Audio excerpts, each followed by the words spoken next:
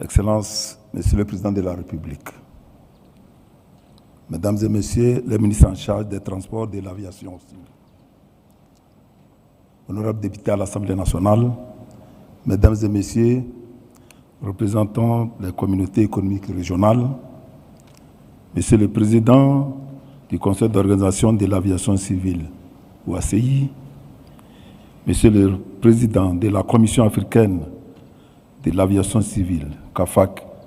et membre du bureau de la CAFAC, Monsieur le Secrétaire général de l'Association des transports aériens internationaux, IATA, Monsieur le Secrétaire général de l'Association des compagnies aériennes africaines, AFRA, Monsieur le Secrétaire général du Conseil international des aéroports pour l'Afrique, ACI Afrique, Monsieur les directeurs généraux des autorités de l'aviation civile, Mesdames et Messieurs, représentants des institutions financières et partenaires du développement ici présents, Mesdames et Messieurs, représentants des organes de presse, distingués invités, Mesdames et Messieurs, l'honneur m'échoit de prendre la parole au nom du chef de l'État du Togo, Son Excellence Faure Eswazina Gnassingbé, champion du marché unique des transports aériens africains, MITA, pour exprimer à mon tour ma gratitude à Son Excellence M. Paul Kagame, au gouvernement et au peuple du Rwanda, ainsi qu'au secrétaire général de la Commission africaine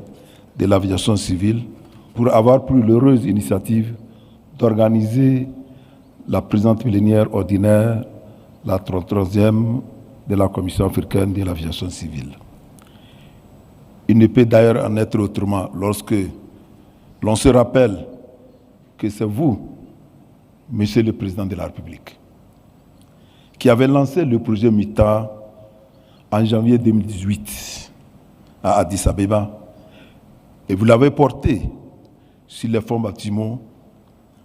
en tant que président de l'Union africaine de l'époque,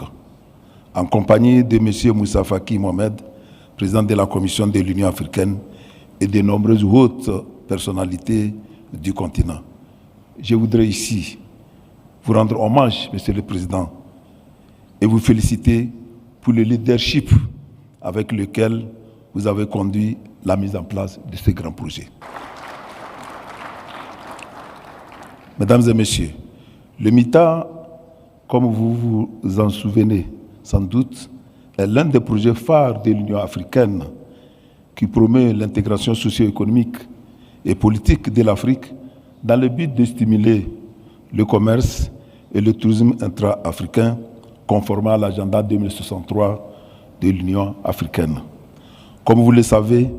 les régimes restrictifs des accords bilatéraux sur les services aériens BASA entre les États africains et la lenteur de la mise en œuvre de la décision de Yamoussoukro ont étouffé l'essor de l'aviation en tant que moteur de croissance et de développement de notre continent. L'aviation africaine a un grand potentiel que nos pays devraient mieux exploiter pour en tirer davantage profit. À cet effet, il nous faut raisonnablement tirer des leçons de l'expérience d'autres régions qui ont libéralisé leurs services aériens afin de parvenir rapidement à des résultats de qualité à condition de surpasser les contingences des intérêts partisans pour écrire ensemble de nouvelles pages d'une nouvelle Afrique qui gagne. C'est ce que nous nous efforçons tous à réaliser à travers le lancement en 2018 du MITA. Créer un marché unique de transport aérien en Afrique, les libéraliser sans condition sur le continent et impulser l'intégration économique par la mise en œuvre de la décision complète de Yamoussoukro. Ce faisant, nous permettrons ainsi à l'aviation continentale d'occuper la place qui est la sienne et jouer pleinement son rôle en contribuant efficacement à la connectivité intra-africaine. Mesdames et Messieurs, la promotion continue du MITA dans le cadre du plan d'action prioritaire conjoint pour son opérationnalisation et sa mise en œuvre, ancrée aux 6 piliers majeurs, a permis de porter significativement le nombre des États membres ayant signé l'engagement solennel de le mettre en œuvre de 11 en 2018 à 35 en 2021. Je voudrais saisir cette occasion pour féliciter tous les chefs, tous les États et les inviter solennellement à mettre en œuvre toutes les mesures adoptées, à s'organiser pour prendre des actions idoines pour promouvoir le développement de l'aviation et à inciter les autres pays qui ne l'ont pas encore fait à adhérer au marché unique. Ces actions viendront naturellement en esprit à celles prévues et menées dans le cadre de l'opérationnalisation de la mise en œuvre de MITA par les parties prenantes qui travaillent minutieusement sous la direction du champion du MITA pour amener les autres États à rejoindre le mouvement. Il s'agit entre autres de la CEA-ONU, des communautés économiques régionales, des agences de l'UE, de l'AFRA, de l'IATA Afrique, de l'ACI Afrique, de la SECNA, des bureaux régionaux de l'OACI, de l'ATNS, de Boeing, d'Airbus, ainsi que des institutions financières de développement, dont la Banque mondiale et la BAD, avec la CAFAC comme chef de file. Je suis heureux de constater que l'opérationnalisation de l'agence d'exécution a connu un grand bond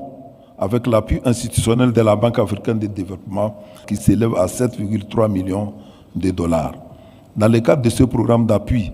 des programmes d'assistance sont également fournis aux États membres du MITA en matière de sûreté, de sécurité et de protection de l'environnement, ainsi que des renforcements des capacités des communautés économiques régionales et d'autres parties prenantes impliquées dans la mise en œuvre du MITA. Je me réjouis du nouveau projet du montant de 5 millions d'euros lancé il y a quelques semaines par le secrétaire général de la CAFAC pour le compte de MITA avec l'appui de l'Union européenne sur une période de 4 ans. Il nous en souvient que nous avions espéré que tous les États auraient signé l'engagement solennel d'ici la fin de cette année 2021, mais c'est sans compter avec la pandémie de Covid-19 qui a mis à mal toutes nos prévisions. Toutefois, nous gardons espoir que sous peu, tous les États membres de l'IA rejoindront le MITA. Mesdames et messieurs, les résultats de l'étude continentale sur les avantages du MITA, commandée par la Commission de l'Union africaine, nous ont fourni les outils nécessaires du plaidoyer et un nouvel élan pour une libéralisation rapide et complète de la journée de la décision de Yamoussoukro. Le 15 novembre de cette année, nous avons enregistré des gains évidents et substantiels pour les économies des États membres qui contribueront aux objets de développement à long terme de l'ensemble du continent. De plus, maintenant que nous amorçons le processus de relance en mettant le cap sur la résilience post-pandémique, nous avons tous la responsabilité de plaider pour que la libéralisation joue un rôle prépondérant dans l'accélération de la reprise du trafic essentiel au développement à long terme des marchés du transport en Afrique. Je voudrais encore une fois, au nom du président de la République du Togo, champion du MITA, saisir cette occasion pour appeler tous les États membres qui n'ont pas encore adhéré au MITA à le faire sans plus tarder et à soumettre leurs instruments d'engagement solennel. La mise en œuvre complète de la décision de Yamoussoukro et du MITA ne devrait pas être retardée plus longtemps car les avantages pour le continent sont consistants et réels. Mesdames et messieurs, chers participants, je voudrais enfin saluer le dynamisme et les réalisations exceptionnelles du secrétaire général de CAFAC,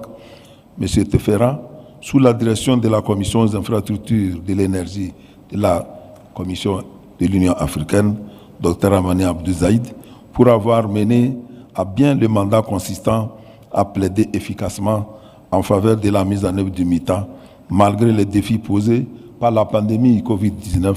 et pour avoir contribué à l'amélioration des niveaux de conformité des États africains et des compagnies aériennes en termes de normes et de pratiques recommandées en matière de sûreté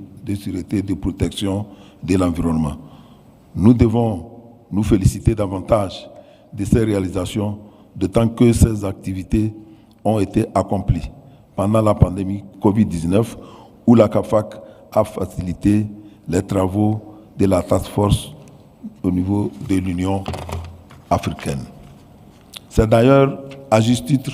que je voudrais insister sur l'importance de l'organisation prochaine de la réunion ministérielle sur le MITA afin de consolider sa mise en œuvre, vu que la pandémie n'a pas permis de nous réunir en 2020. Aujourd'hui, le temps de la consolidation est venu. Nous devons nous réajuster et avancer à un rythme plus rapide et plus soutenu que par le passé. En gardant un œil sur l'histoire, ravivons notre vision afin que lorsque les pages de l'histoire seront tournées, qu'elles le soient pour se souvenir de nous pour le bien exceptionnel que nous avons fait pour le continent. Dans les mêmes ordres d'idées, je voudrais remercier, au nom du président de la République togolaise, leur Excellence, les ministres et les ambassadeurs ici présents, les chefs d'organisations internationales, les directeurs généraux d'organisations internationales et les compagnies aériennes pour leur collaboration et leur coordination avec la Commission de l'Union africaine, la CAFAC, les parties prenantes et les partenaires de développement qui nous ont permis d'atteindre ce niveau. Je tiens à remercier tout particulièrement la BAD, l'Union européenne et la Banque mondiale pour leur appui multiforme qui ont contribué à la mise en place de l'agence d'exécution et pour avoir encouragé le développement durable du transport aérien en Afrique. C'est le lieu pour moi de lancer un appel à l'endroit des autres partenaires techniques et financiers pour un soutien accru au secteur des transports aériens, victime des répercussions dévastatrices de la crise sanitaire mondiale à coronavirus, afin de favoriser la réalisation rapide des objectifs du MITA pour un transport aérien connecté et dirigeant du ciel africain. Je voudrais pour finir renouveler au nom du chef de l'État du Togo mes félicitations au secrétaire général de la CAFAC pour ces réalisations accomplies pour le compte du MITA. Je crois que son leadership et son professionnalisme ne sont plus à démontrer. Excellence, Monsieur le Président, Excellence, Messieurs, Madame, je souhaite, au nom du champion du MITA, plein succès à la 33e session plénière de la CAFA. Je vous remercie pour votre aimable attention.